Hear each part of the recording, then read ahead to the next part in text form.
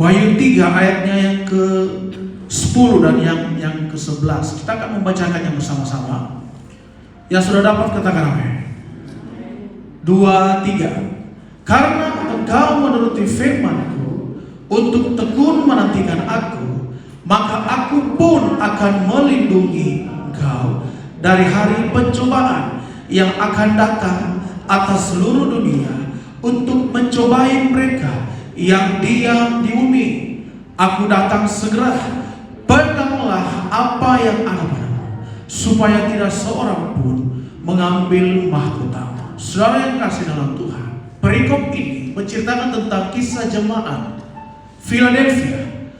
Di dalam kisah dalam Wahyu ini, bagaimana kehidupan orang-orang yang percaya Tuhan, yang tertindas, kehidupan orang-orang yang betul-betul murni mencari Tuhan. Tetapi pada waktu pasukan orang Yahudi tidak membuat mereka untuk ingin menutup mereka untuk menyembah Mesias atau utusan, atau pada waktu yang Tuhan memberikan, yang ayat lain mengatakan karena begitu besar kasih Allah akan dunia ini. Jadi bangsa Yahudi ingin menutupi kepercayaan jemaat Philadelphia pada waktu itu dalam kisah Wahyu ini. Nah, di sini dalam kisah ini kita boleh melihat, kita boleh belajar bahwa emas yang murni, apapun yang dibuang, mutiara yang murni dibuang dimanapun, dia akan tetap bercahaya. Karena apa? Karena kemurnian itu tidak bisa dibatasi oleh apapun. Nah, di sini kalau kita belajar bersama-sama bahwa dikatakan apa? Ayat 10. Karena engkau menuruti apa? Firman-Ku untuk tekun menantikan Aku, maka Aku pun akan melindungi engkau dari hari pencobaan yang akan datang atas seluruh dunia untuk mencobai mereka yang diam di bumi. Nah, saudara yang kasih dalam Tuhan, perikop ini membuat kita atau mendorong kita supaya kita mempunyai hidup, bukan sekedar hidup rutinitas, hidup yang agamawi, tetapi hidup kekristenan, hidup orang percaya itu hidup berjuang. Bagaimana kisah hidup Paulus? Kita boleh belajar dari kisah Paulus, dari yang hidupnya orang yang kekerasan, hidup yang senantiasa berlawanan dan kebenaran, dia bisa diubahkan. Karena apa? Karena setiap perjalanan ke seseorang, kita tidak tahu akhir perjalanan kehidupan mereka. Karena hanya Tuhan yang tahu. Pertanyaan saya, ketika kita berjalan mengikut Tuhan, apakah kita boleh meresponi, apakah kita benar-benar meresponi panggilan Tuhan? Yang seperti ayat yang mengatakan, panggilan tujuan kita adalah panggilan surgawi. Setiap orang yang memegang kendali dalam setiap kebenaran, ketika Roh Kudus yang hidup dalam kita, saya ingin percaya bahwa kita dipimpin oleh Roh Kudus. Bukan hidup kita lagi, melainkan Kristus yang hidup di dalam kita. Pertanyaan saya begini, karakter orang yang benar-benar militan kepada Kristus, bahwa begini, bukan hal-hal yang memutuskan pribadi kita. Saya ulang, karakter orang militan mengambil keputusan bukan apa yang kamu sukai, tetapi apa yang Tuhan sukai. Karena begini, seringkali begini, kita boleh melayani, kita boleh mungkin ikut Tuhan, tetapi keputusan, tindakan, sikap hati kita yang menentu. Bagaimana kira-kira? Percuma engkau berseru-seru. Alkitab katakan apa? Biar engkau berseru-seru, tetapi bukan orang yang berseru-seru Tuhan yang masuk dalam kerajaan sorga, tetapi orang yang melakukan. Kata melakukan itu seperti apa? Nah, di sini kita harus benar-benar mencermati, memahami perjalanan iman Kristen kita. Kita dipanggil anak ketika kita betul-betul menyerupai karakter Kristus Sang Bapa kepada anaknya. Pertanyaan saya, kita anak atau siapa? Nah, seringkali begini, dalam Wahyu 3 ayat 11, di sini kita boleh melihat penindasan orang percaya. Betul mereka lemah dengan secara fisik, mungkin mereka tidak berdaya, tetapi Tuhan melihat orang yang tidak berdaya. Pertanyaan saya, kita mau betul-betul tidak cinta Tuhan? Orang yang tidak berdaya di sini maksudnya apa? Orang yang bergantung penuh kepada Tuhan. Bukan orang berdaya yang lemah seperti manusia yang seperti orang-orang yang tidak mengenal Tuhan. Tetapi di sini firman Tuhan jelas di ayatnya yang ke-11 dikatakan, kita baca dulu. Ayat yang ke-11 dikatakan apa? Aku datang segera. Peganglah apa yang ada padamu, supaya tidak seorang pun memanggil mahkotamu. Kalau kita boleh belajar dari setiap ayat ini, yang dimaksud diberikan mahkota. Apa itu mahkota? Penghargaan. Orang-orang yang bangsawan, orang yang meraih perjuangan, orang-orang yang menang. Bahkan Alkitab katakan lebih dari apa? Pemenang. Pertanyaan saya begini, seulang-ulang berapa kali kita harus ingat bahwa apa yang kita kejar, apa tujuan kita hidup sebenarnya? Penghargaan manusia, penilaian manusia tidak bisa.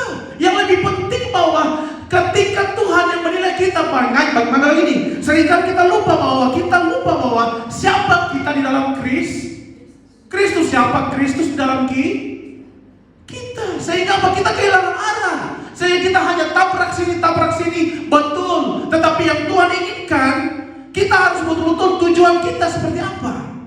Apakah kita panggilan setan atau panggilan yang Tuhan inginkan?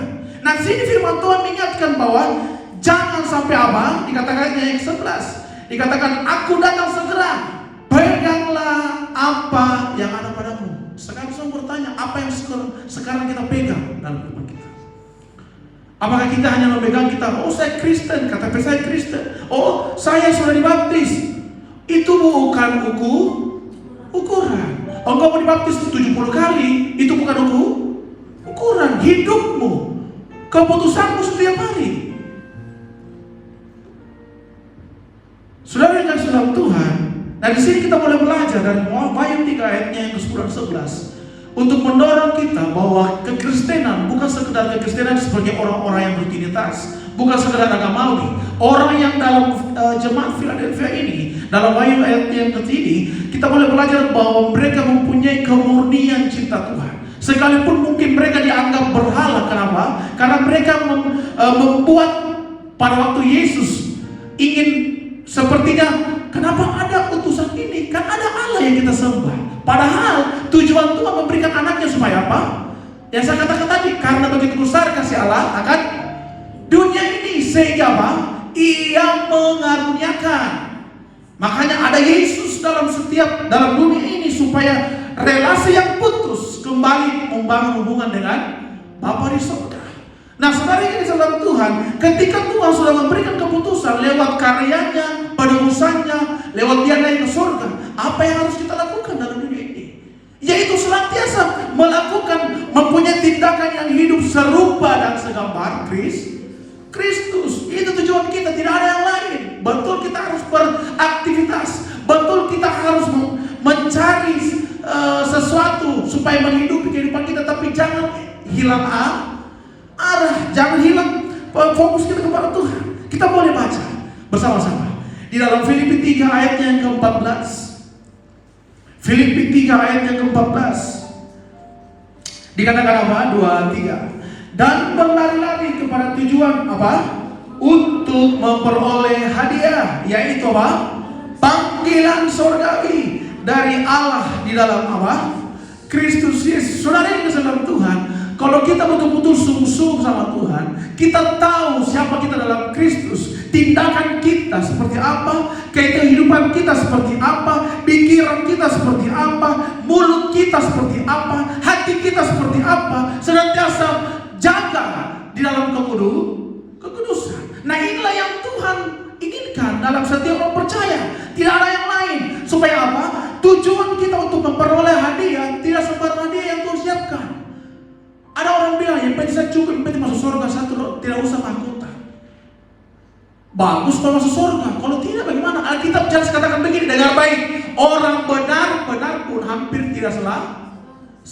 Bagaimana ukuran keselamatan yang Tuhan terima? Apakah sekedar pikir mulut? Percaya Tuhan? Tidak. Orang yang meraih hadiah, orang yang betul-betul berjuang. Orang yang meraih hadiah betul-betul kerja keras, amin. Apa yang kerja keras? Salibkan kedagingan.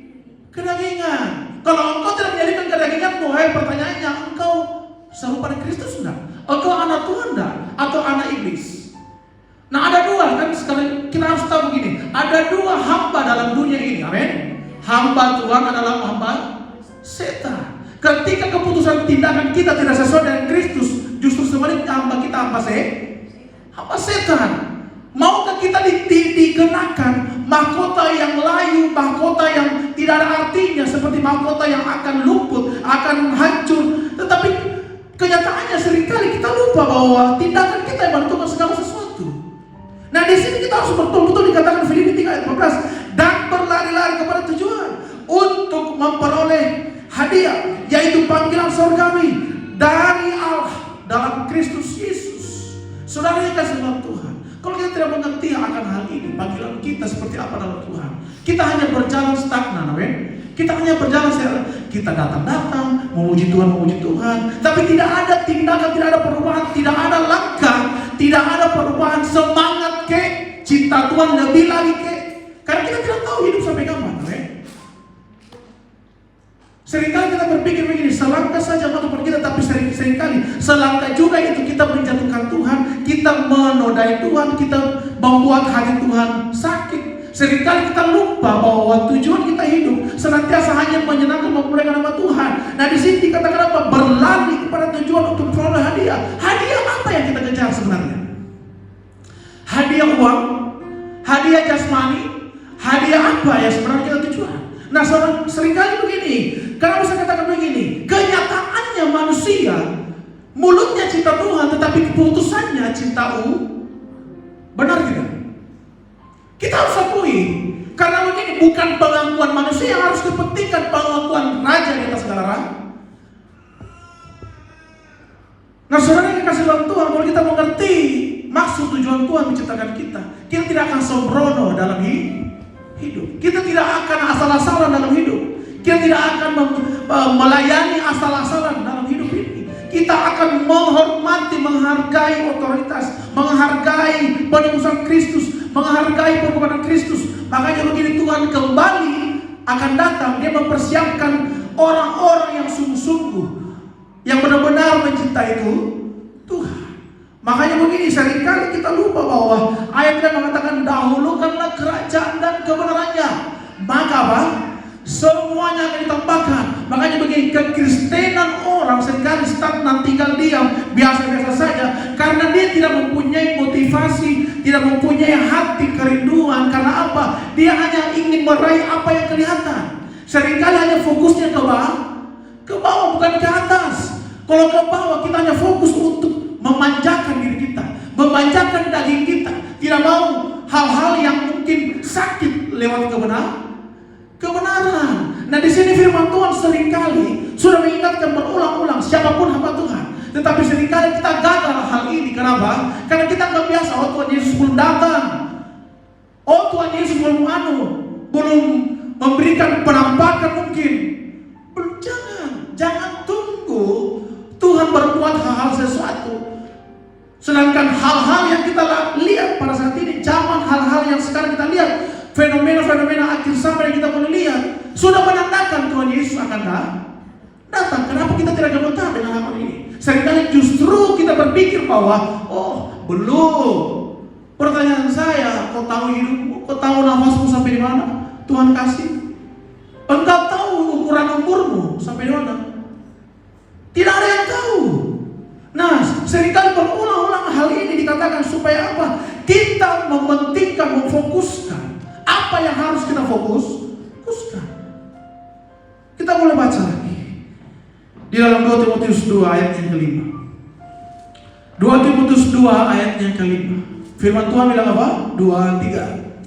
Seorang olahragawan hanya dapat memperoleh mahkota sebagai juara apabila ia bertanding menurut peraturan olahraga.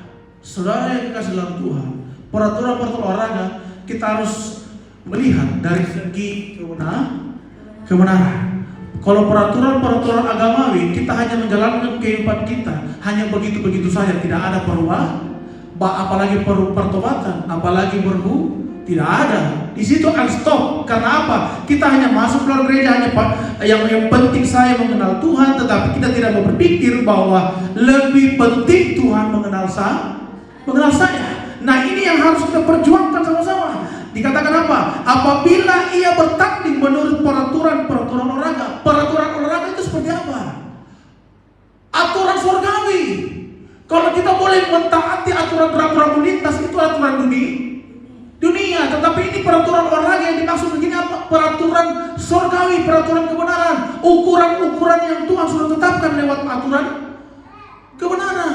Nah, di sini seringkali kita lupa panggilan surgawi, betul kita melayani, betul kita cinta Tuhan, betul kita memberikan yang terbaik buat Tuhan. Tetapi apa? Seringkali kita melawan arah yang Tuhan sudah tetapkan. Lewat apa? Kenyataan hidup, tindakan kita, sikap hati kita. Amin. Jadi di sini harus kita pertimbangkan. Karena apa? Hal-hal yang tidak sesuai dengan Tuhan, sama saja kita menipu diri sendiri, Alkitab bilang. Nah, saudara yang kasih dalam Tuhan, yang kita harus pertimbangkan, kita harus orientasi pikiran kita. Jangan sampai roh agamawi, saya ulang, roh agamawi itu melekat kepada kita, tapi Roh Kudus dan kebenarannya yang harusnya lebih besar dalam kehidupan kita. Itu perbedaannya. Nah, memang perbedaan kita orang percaya, orang yang hidup dalam kasih karunia Tuhan harus berbeda. Apa yang membedakan kita dengan orang dunia dan orang percaya? Apa yang membedakan kita orang dunia dan orang percaya? Saya ulang. Apa yang membedakan kita orang dunia dan orang percaya? Roh yang ada dalam diri kita. Amin. Keputusan tindakan kita lah yang menentu, menciptakan. Kalau Roh Kristus yang ada dirimu, engkau semakin haus, semakin murni, semakin cinta Tuhan. Tetapi justru kalau kau semakin menjauh, roh apa itu? Roh Makanya begini, tubuh yang dalam daging ini jangan sampai yang menguasai Makanya Alkitab jelas mengatakan, hidup yang kuhidup ini bukan lagi aku yang hidup, melainkan Kristus. Amin. Roh yang ada di diri kita lebih besar. Apa yang lebih besar? Roh Kristus, kebenaran yang memerdekakan. Saudara, mungkin kita berpuluh-puluhan tahun menjadi orang percaya tanpa tidak ada terobosan, tanpa tidak ada hal-hal tindakan kenyataan yang kita lakukan. Hidup kita hanya begini-begini saja, tidak ada perubahan, tidak ada damai sejahtera yang kita rasakan. Kita hanya yang betul, kita datang kepada Tuhan, kita hanya memuji Tuhan, mungkin seperti rutinitas saya dilakukan, tetapi buah-buah yang Tuhan inginkan, yaitu damai sejahtera, sukacita, menjadi berkat, menjadi terang, menjadi garam, itu tidak muncul. Katanya kita anak Tuhan, bagaimana bisa? Kalau kita anak Tuhan harusnya muncul, kan? Hanya harusnya kita betul-betul sungguh menampilkan karakter Kristus dalam hidup kita. Karena apa? Kita ini adalah anak-anak Allah. Orang yang disebut anak-anak Allah akan dipimpin oleh Roh Allah. Itu yang membedakan kita. Nah, orang ketika kita tahu persis hal ini, dia tidak akan bersungguh-sungguh, dia tidak akan apatis, dia tidak akan asal-asalan cinta Tuhan. Dari segi ini kita boleh belajar bahwa supaya kita benar-benar mengambil sikap, mengambil keputusan, mengambil tindakan, mengambil respon yang benar dari Tuhan. Dalam jemaat Philadelphia dalam wahyu ini, kita boleh melihat mereka konsisten. Amin. Mereka konsisten, pendiriannya tidak gentar, pendiriannya tidak gampang dimampikan. Tetapi sekarang kita boleh melihat, baru mungkin sedikit Tuhan kasih berkat, seringkali kita gemetar. Amin. Gemetarnya karena apa? So bikin apa ini berkat? Kita lebih fokus dulu untuk menyenangkan diri kita hanya fokus dulu untuk planning rencana kita. Kita lupa tujuan Tuhan untuk memberkati kita. Kita lupa tujuan Tuhan untuk memberikan kita nafas yang sehat, kekuatan, apapun itu. Tujuan kita supaya apa? Kita betul-betul kembali sadar bahwa kalau bukan Tuhan, kita tidak ada sampai saat ini. Nah, saudara yang kasih dalam Tuhan, kita harus mementingkan, kita harus mengambil keputusan yang benar, bukan tentang apa yang harus kita sukai, tetapi apa yang Tuhan sukai. Inilah yang menjadi orang-orang yang benar, orang-orang pilihan. Supaya apa? Supaya kita meraih atau mempunyai motivasi atau mendorong perjuangan kita tidak betul-betul hanya stop sebagai orang percaya, tetapi ada tindakan nyata, ada kehidupan perubahan. Memang jelas supaya apa? Alkitab jelas mengatakan, berubahlah oleh pengenalan budimu, mana yang baik, mana yang berkenan, mana yang sempurna. Jadi saudara yang kasih dalam Tuhan, di dalam 1 Korintus 9 ayatnya yang ke-25 sampai ayatnya ke-27. 1 Korintus 9 ayatnya ke-25 sampai ayatnya ke-27. Ini selaras dengan panggilan surgawi. Ketika kita betul-betul memahami sungguh-sungguh tiap-tiap kita sama di mata Tuhan. Panggilan kita semua sama di hadapan Tuhan. Harus berkenan kepada Tuhan. Tetapi yang paling terpenting prosesnya ini, apakah kita bertahan. Maka kita bisa mengatakan apa ayat lain? Siapa yang bertahan? Dia yang selamat. Bagaimana mau selamat kalau kita tidak bertahan? Dikasih begini sedikit kita sudah kecewa, kita sudah mundur, kita sudah mempunyai hati yang tinggi hati. Tidak bisa. Kita baca 1 Korintus 9 ayat ke-25 dikatakan begini. Tiap-tiap orang apa? Yang turut mengambil bagian dalam pertandingan menguasai dirinya. Apa? Dalam segala hal mereka berbuat demikian untuk apa? Memperoleh suatu mahkota yang fana. Tetapi kita apa? Untuk memperoleh suatu mahkota yang abadi. Sebab itu aku tidak berlari apa? Tanpa tujuan. Dan aku bukan petinju yang sembarangan saja apa? Memukul. Tetapi aku melatih apa? Tubuhku dan menguasainya seluruhnya, supaya sesudah memberitakan Injil kepada orang lain, jangan aku apa? Sendirian ditolak. Saudara, Alkitab jelas mengatakan apa? Firman bagaikan pedang bermata dua. Saya menyampaikan, saya juga yang harus mengoreksi diri. Jangan sampai saya yang ditolak. Pertanyaan saya, kita harus betul-betul memahami firman. Kita harus betul-betul tinggal dalam firman. Supaya apa? Kita mau berlari. Bagaimana kita mau berlari kalau kita tidak mengerti kebenaran? Bagaimana kita mau meresponi firman kalau kita tidak mengerti kebenaran? Bagaimana kita mau mengerti kebenaran kalau kita tidak baca? Amin. Bagaimana kita mau baca kalau kita disibukkan dengan hal-hal yang lain?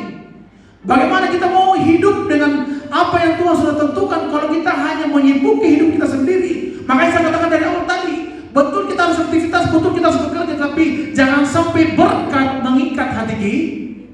Saya ulang, berkat tidak bisa membawa orang masuk surga. Saya ulang, berkat tidak membawa orang masuk surga, tetapi seringkali orang cari apa?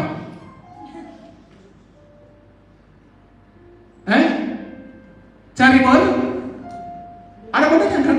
Seringkali begitu.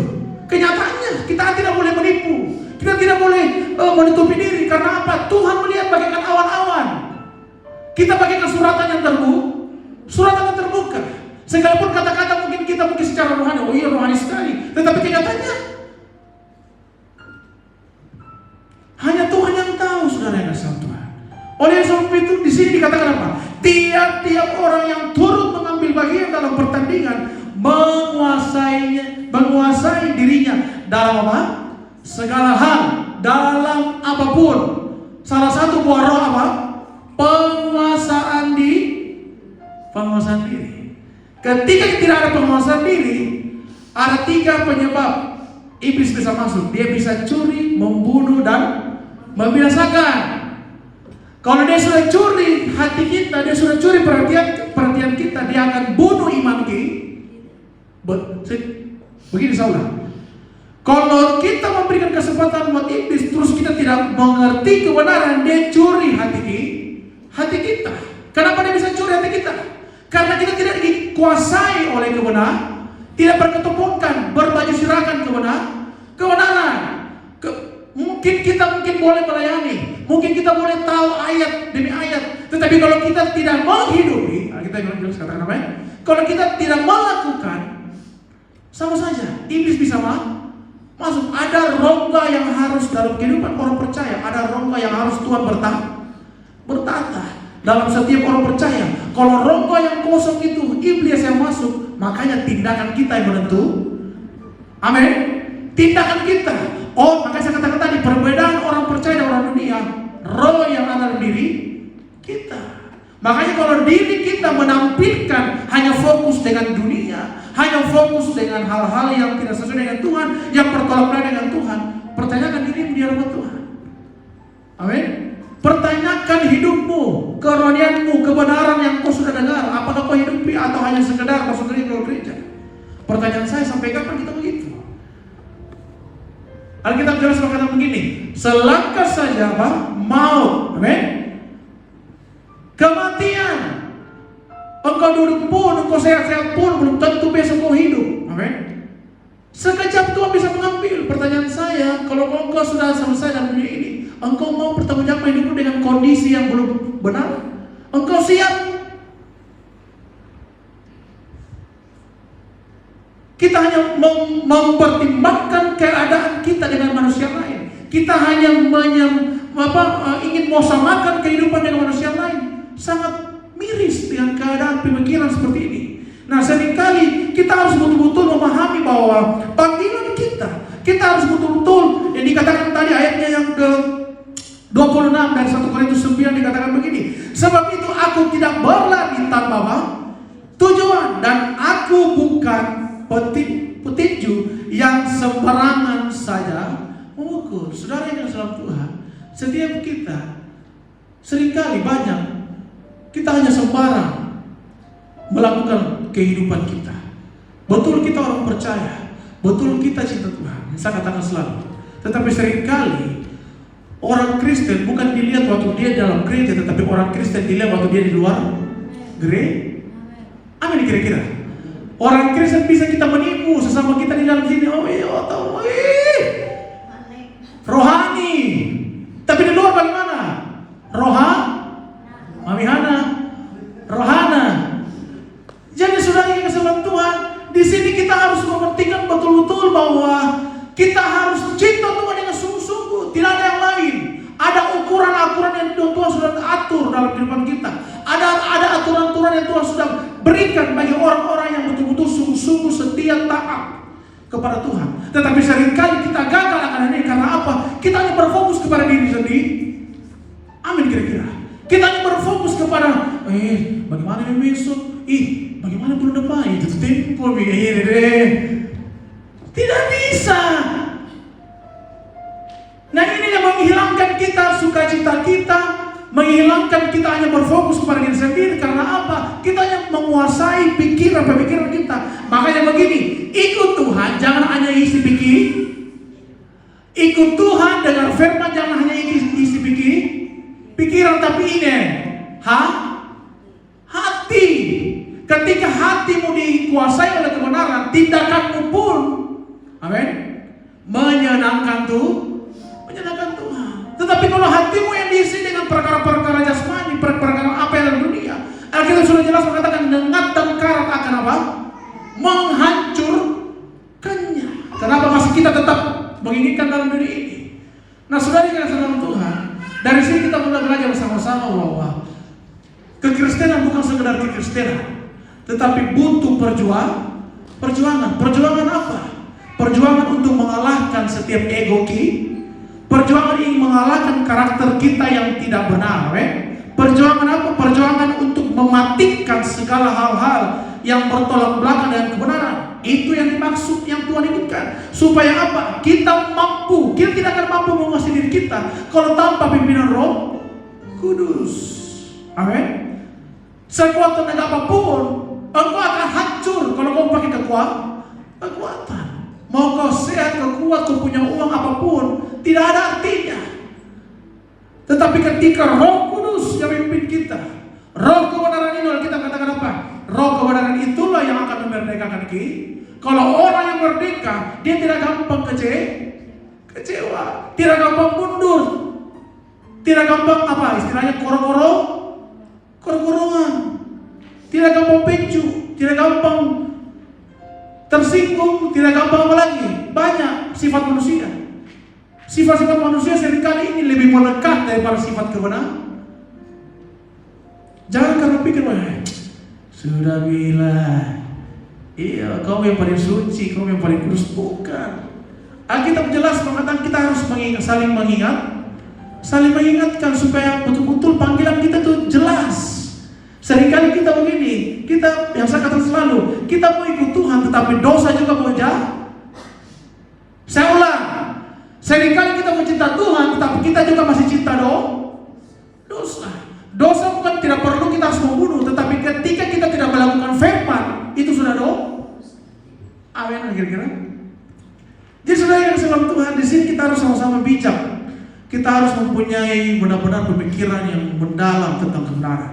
Kenapa? Karena tanpa kebenaran, engkau mau berlari pun, engkau hanya sembarang hantam. Yang saya katakan tadi, engkau hanya berlari tanpa tujuan. Nah, kita ini panggilan surgawi, kita mempunyai tujuan. Bagaimana bisa kita mempunyai tujuan tanpa kita merenungkan firman, melakukan kebenaran, semuanya tidak artinya. Oleh sebab itu kita kembali lagi, kita akan baca. Di sini Raja Daud ingin mengingatkan kita dalam Mazmur 84 ayatnya yang ke-10. Mazmur 84 ayatnya ke-10. Dikatakan begini, sebab lebih baik apa? 1 hari di pelataranmu daripada apa? 1000 hari di tempat lain. Lebih baik berdiri di ambang pintu rumah Allahku daripada apa? Diam di kemah-kemah orang fasik. Saudara yang kasih dalam Tuhan, kita tidak akan meresponi sikap tindakan kita kebenaran yang benar ketika kita tidak mempunyai hubungan yang benar di hadapan Tuhan. Kita tidak akan memahami pemahaman pemikiran Kristus dalam kehidupan kita kalau kita hanya mempunyai pemahaman logika yang kita pakai untuk menjalani kehidupan ini. Kita tidak akan capek. Kita hanya hidupi kekristenan hanya agamawi. Kelihatannya ini mungkin di mana manusia kita disebut hamba Tuhan, tetapi di luar sana hamba